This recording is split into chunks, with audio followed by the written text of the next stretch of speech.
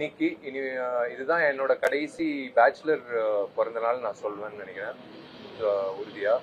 ஏன்னா இன்னைக்கு தான் எனக்கும் தன்ஷிகாக்கும் சாய் தன்ஷிகாக்கும் நிச்சயதார்த்தம் இப்போதான் ஆச்சு காலையில்.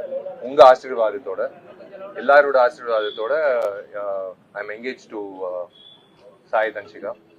Thank you all. உங்கள் விஷஸ் அண்ட் பிளெஸிங்ஸ் வந்துகிட்டே இருக்கு. அவங்க பேரோட இருக்கு. ஸோ நான் தேங்க்யூ. ஸோ இதுதான் வந்து விஷால் கிரானிக் பேச்சுலரோட கடைசி பிறந்தநாள் பேச்சுலரா.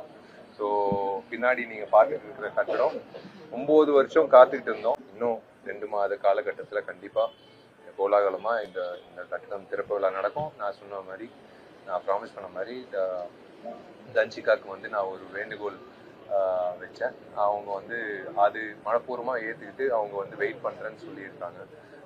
இன்னைக்கு தான் ஆக்சுவலாக கல்யாணம்னு பிளான் பண்ணினோம். பட் எஸ், 9 வருஷம் காத்துக்கிட்டு இருந்தோம். இன்னும் 2-2.5 மாத காலகட்டத்தில் முடிய போகுது கட்டணம் சொல்லும் போது ஒத்துக்கிட்டாங்க. ஸோ எனக்கு சந்தோஷமாக இருக்குது. எனக்கு ஒரு துணைவி வாழ்நாள் பூரா கிடைச்சிருக்கு. கடவுளாக அனுப்பின ஒரு தேவதைன்னு சொல்லுவேன் தன்ஷிகா. எக்ஸாக்டாக திறப்பு விழாக்கு அடுத்த முகூர்த்தத்தில் என்னோட கல்யாணம். அதான் நான் ஏற்கனவே சொன்னேன், பொருளாளருக்கு வந்து நான் ஆல்ரெடி புக் பண்ணிட்டேன் மண்டபத்தை. அது பத்துமான்னு கேட்டாப்புல பொருளாளர் கார்த்தி.